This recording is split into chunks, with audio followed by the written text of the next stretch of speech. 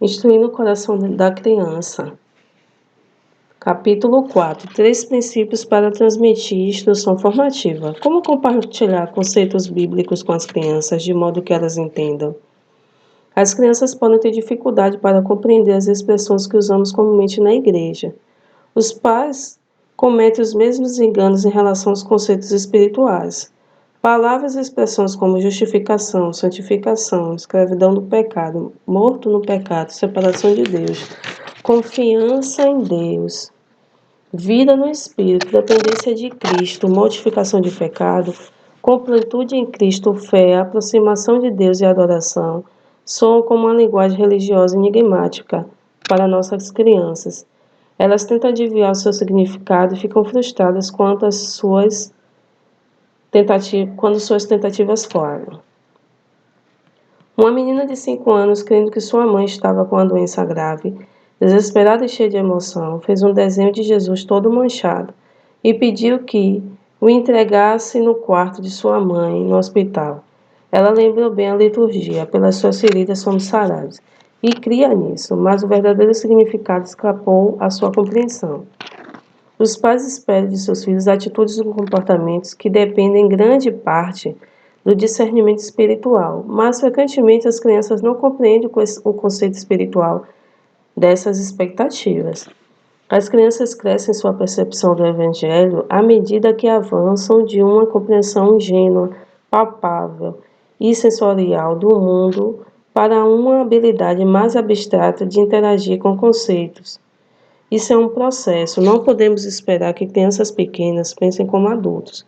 Precisamos ensinar esses conceitos espirituais de maneira gentil e estimulante. Não misture histórias imaginárias com histórias verdadeiras da Bíblia. Assistimos horrorizados a uma peça encenada no palco de uma escola cristã, na qual a desobediência de Jonas era retratada como se ele estivesse visitando a terra da mãe gansa. Os personagens da história da Mamãe Gansa tentavam orientá-lo espiritualmente e conduzi-lo de volta ao caminho de Nínive. As crianças de 5 e 6 anos levaram consigo aquela experiência confusa sobre a diferença entre a intervenção sobrenatural de Deus na vida do seu povo e a história fictícia da Mamãe Gansa. Tivemos que esclarecer o conceito errôneo para os nossos filhos. Use outros meios que não sejam personagens de entretenimento popular para ilustrar conceitos espirituais às crianças. Não banalize o Evangelho para ser relevante. Quando apresentamos a Bíblia no nível delas, o amor e a admiração das crianças pela narrativa bíblica aumenta rapidamente. As crianças crescerão em seu entendimento à medida que perceberem que a palavra de Deus é diferente das outras literaturas. Ela é verdade, ela é vida. Deuteronômio 32, 45 a 47. Ajuda as crianças a se relacionarem com as histórias bíblicas usando expressão corporal. Eu me lembro de Ted em pé, em cima da mesa da cozinha, para demonstrar a altura e a largura de Golias. Ele marcou o comprimento de sua lança no chão e pediu que as crianças contassem os passos. Ele deu pedras para as crianças segurarem, a fim de que tivessem uma impressão mais real sobre o peso da armadura e das armas de Golias. Depois fez uma demonstração sobre o tamanho e os apetrechos de Davi. A confiança de Davi na força e no poder de Deus ganhou significado enquanto a criança, com olhos arregalados, imaginavam usando as sandálias de Davi. Na próxima vez que o encorajamos a confiar no Senhor, essa frase obteve significado. Lembre-me da apresentação de um devocional familiar durante uma longa viagem. Éramos Abraão, Sara e sua família. Ted disse que nunca voltaríamos para casa, que não sabíamos para onde estávamos indo ou o que aconteceria ao longo do caminho, mas que Deus nos daria a orientação e a provisão necessária. Nossa longa viagem ilustrava a fé para obedecer a Deus e confiar em suas promessas. Uma vez que ensinamos o episódio do campo de Dura, quando os 3 jovens hebreus permaneceram em pé à sombra da estátua de ouro de Nabucodonosor, a qual tinha 27 metros de altura. Imaginávamos o rei ameaçando com a fornalha ardente, caso não se curvasse diante da estátua. A história ilustra o amor e a lealdade de Deus, bem como a verdadeira coragem bíblica. Explicamos que esses rapazes estavam com medo. Não havia dúvida de que seus joelhos estavam tremendo por debaixo da túnica, enquanto enfrentavam o violento e poderoso Nabucodonosor. A confiança deles era diferente da valentia vigorosa e autoconfiante das confrontações humanas. Aqueles rapazes acreditavam que Deus os salvaria, mas, ainda que ele não fizesse, eles não se curvariam diante da estátua. A realidade eterna era mais importante para eles do que a existência temporal. Que exemplo para as crianças! Que exemplo de pessoas que viveram para a eternidade e não para o presente. Há uma dimensão interior da fé que é produzida pela obra do Espírito Santo no coração. Não podemos produzi-la por meio da função de paz, mas podemos proporcionar a instrução formativa, necessária para que as crianças façam a ligação entre as palavras religiosas e a sua realidade diária. Existem conceitos bíblicos que precisam compreender plenamente a fim de transmiti-lo aos nossos filhos. Às vezes precisamos desvendar o significado desses conceitos, assim nossos filhos não cairão na armadilha dos jargões cristãos. Outras vezes são conceitos claros que exigem uma aplicação prática regular na vida diária.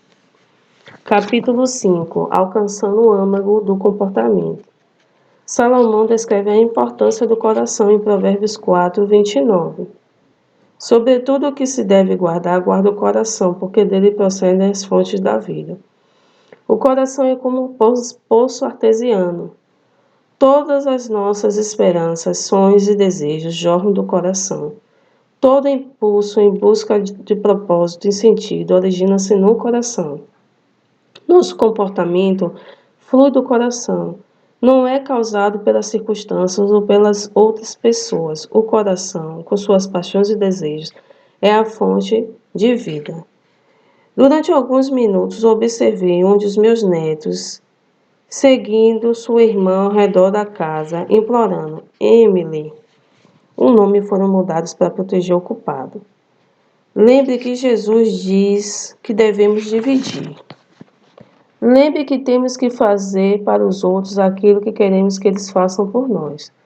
Você tem que ser bondosa e me dar a vez. Todas essas afirmações são verdadeiras. Ele não a derrubou e saiu correndo com controle. Entretanto, até o observador mais desatento saberia que esta criança de 4 anos não estava motivada pela preocupação com o crescimento espiritual de sua irmã. Não estava interessada em saber se o comportamento dela era semelhante ao de Cristo. Estava buscando os desejos do seu coração. Seus pais lhe perguntavam: por que você fez isso? Ele deu de ombro e disse: não sei. As crianças geralmente reagem sem pensar e não são cientes de suas motivações. As atitudes do coração. Pensando no coração como órgão responsável pelas emoções e no cérebro como responsável pela cognição. Entretanto, a Bíblia não apoia essa ideia. As decisões e escolhas que fazemos originam-se naquilo que amamos e desejamos. A Bíblia refere-se a essa fonte como sendo o coração. As atividades de adoração brotam do coração. O coração ama a Deus, ora a Deus, regozija-se nele, volta-se para ele, busca-o, confia em Deus e submete-se a ele. Agora, pois, ó Israel, que é que o Senhor requer de ti? Não é que temas o Senhor teu Deus e andes em todos os seus caminhos, e os ames e o sirvas ao Senhor, teu Deus, de todo o teu coração e de toda a tua alma? Deuteronômio 10, 12. A pergunta de Moisés é uma pergunta importante. O que Deus requer de nós? Que o coração seja totalmente devotado a Ele. Ensinamos a bem conhecida passagem de Provérbios 13 aos nossos filhos. Confia no Senhor de todo o teu coração e não te estribes no teu próprio entendimento. Reconhece em todos os teus caminhos e ele endireitará as tuas veredas. Provérbios 3, 5, 6. Geralmente, durante o aconselhamento pastoral, as pessoas dizem: não consigo confiar em Deus nesta tentação. Eu sempre pergunto: então, em quem você está confiando? Quando deixamos de confiar em Deus, não paramos de confiar. Confiamos em algo ou em alguém, talvez em um amigo ou nas nossas próprias ideias. As atividades emocionais fluem do coração.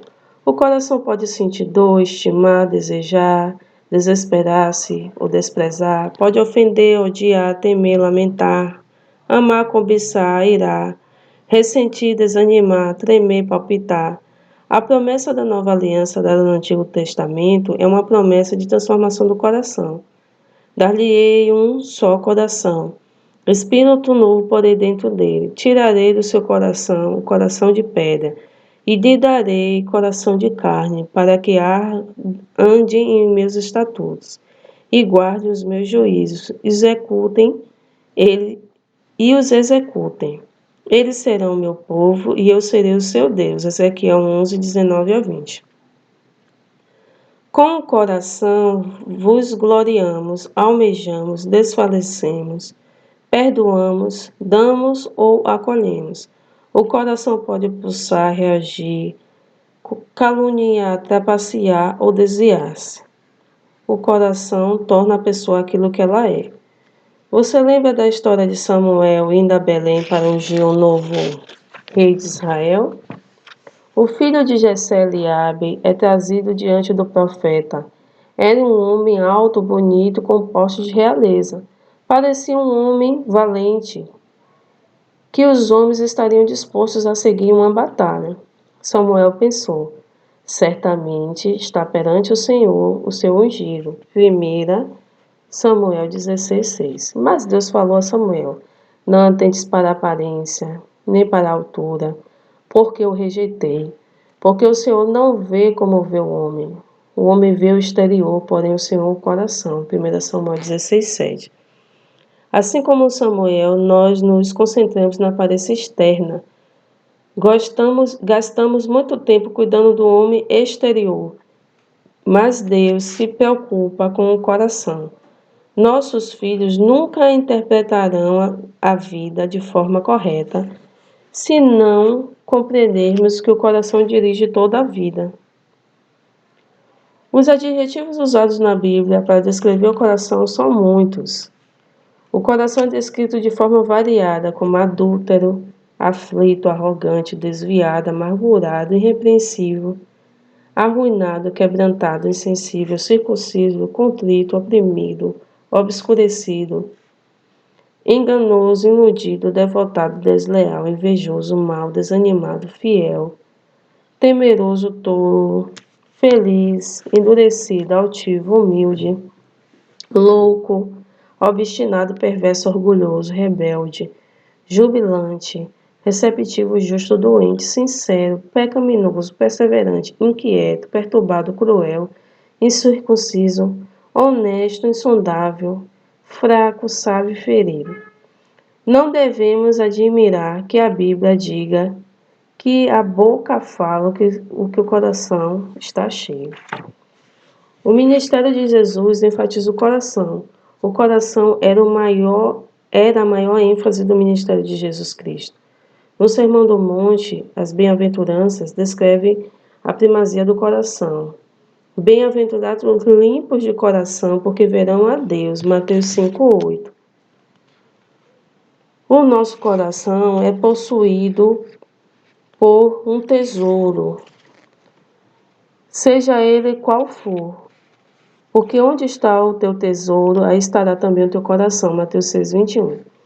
Jesus disse: porque vos digo que, se a vossa justiça não exceder em muito a dos escribas e fariseus, jamais entrarei no reino dos céus. Mateus 5:20.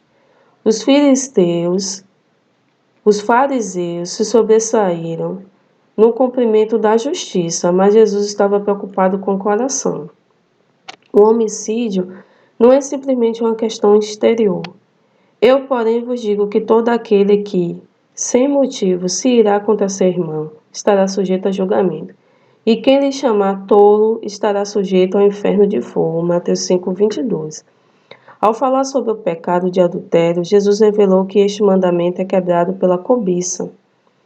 Eu, porém, vos digo, qualquer que olhar para uma mulher com intenção impura no coração, já adulterou com ela.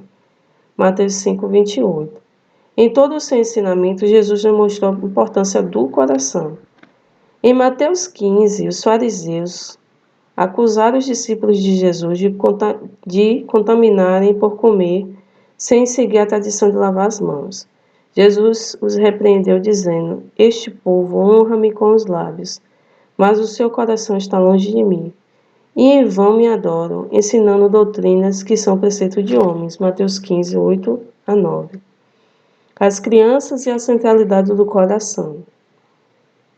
As crianças compreendem o coração, compreendem a si mesmas e aos outros, porque de dentro do coração dos homens é que procedem os maus desígnios, a prostituição, os furtos, os homicídios, adultérios, a avareza, a malícia, o dolo, a lascívia, a inveja, a blasfêmia, a soberba e a loucura. Ora, todos esses males vêm de dentro e contaminam o homem. Mateus 7, 21, 23. Pensamentos maus, furtos, malícia, lascívia, arrogância, tolice. Vemos essas coisas em nossos filhos, vez por outra. Perguntamos um ao outro, onde é que ele arranjou essa bagagem? A Bíblia nos diz que isso vem do coração. A maneira apropriada de lidar com o coração da criança. Em Lucas 6, Jesus usa a analogia de uma árvore.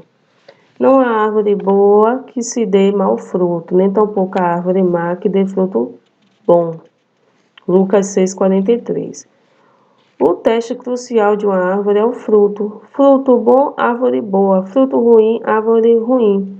Jesus continua, porquanto cada árvore é conhecida pelo seu próprio fruto, porque não se colhem figos de espinheiros, nem dos abrolhos se vidigam uvas. Lucas 6:44. Agora ouça a aplicação que Jesus faz desta verdade. Um homem bom, do bom tesouro do coração, tira o bem. Um homem mau, do mau tesouro do coração, tira o mal. Porque a boca fala do que está cheio o coração. Lucas 6:45.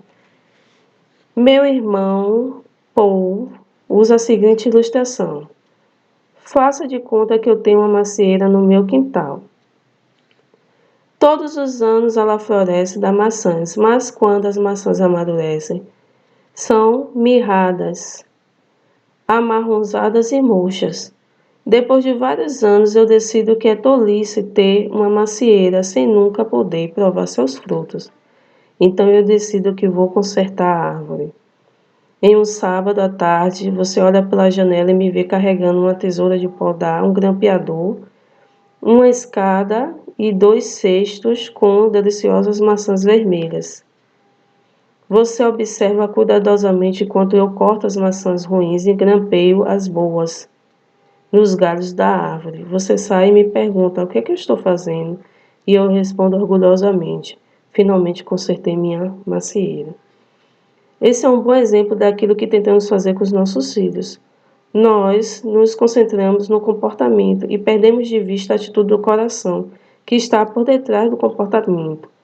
Tentamos consertar as maçãs do comportamento em vez de se dirigir ao problema sério da própria árvore. Suponhamos que meus filhos estejam brigando por causa de brinquedo. Como resolverei isso? Por um momento esqueço tudo que diz respeito ao coração e concentro-me na mudança de comportamento. Bem, qual de vocês pegou primeiro? Pense sobre essa pergunta. Ela recompensa a criança que estava com o brinquedo e ignora o egoísmo que estava brotando no coração das duas crianças. Onde está escrito na Bíblia que a criança que pegou primeiro está absolvida da responsabilidade de ser uma criança pacificadora. Perguntar quem pegou o brinquedo primeiro pode resolver a briga no momento, mas não atinge o interesse próprio compulsivo das duas crianças que estão brigando pelo brinquedo. Ou você pode subornar seus filhos. Você sabe, já tem 15 adesivos na geladeira. Quando ganhar mais 5 adesivos, vou levá-lo para tomar sorvete. Você pode conseguir 5 adesivos hoje, se realmente se comportar bem. Ou em outra situação, você pode ameaçar seu filho com castigo. Essas são maneiras de tentar controlar e reprimir o comportamento sem tratar o coração. São tentativas de produzir um comportamento piedoso a partir de uma fonte poluída. Uma criança que não quer dividir o brinquedo está refletindo o coração decaído. A briga pelos brinquedos manifesta, no mínimo, amor a si mesmo. Volte à ilustração da macieira por um momento. O que acontecerá com as maçãs que foram grampeadas na árvore? Apodrecerão, porque não estão ligadas à seiva vivificante da árvore. Podemos garantir que as crianças tenham um comportamento apropriado durante algum tempo, através do behaviorismo. Mas, no final, o comportamento voltará a ser, como antes, a expressão mais natural daquilo que existe em abundância no coração delas. Imaginemos que, por meio do behaviorismo, possamos produzir o comportamento adequado sem desafiarmos as atitudes do coração que está por detrás do mau comportamento. Que nome daríamos a esse tipo de mudança? Não foi exatamente isso que Jesus condenou nos fariseus? Limpais o exterior do copo e do prato, mas estes por dentro estão cheios de rapina e intemperança. Sois semelhantes ao sepulcro caiado, que por fora se mostram belos, mas interiormente estão cheios de ossos de mortos e de toda a imundícia. Mateus 23, 25 a 27. Entre essas duas ilustrações estão as incríveis palavras de discernimento ditas por Cristo. Fariseu cego. Limpa primeiro o interior do copo, porém, para que também o seu exterior fique limpo. Fariseu cego. Limpa primeiro o interior do copo, para que também o seu exterior fique limpo. Mateus 23, 26. Jesus disse que o comportamento será o resultado do coração.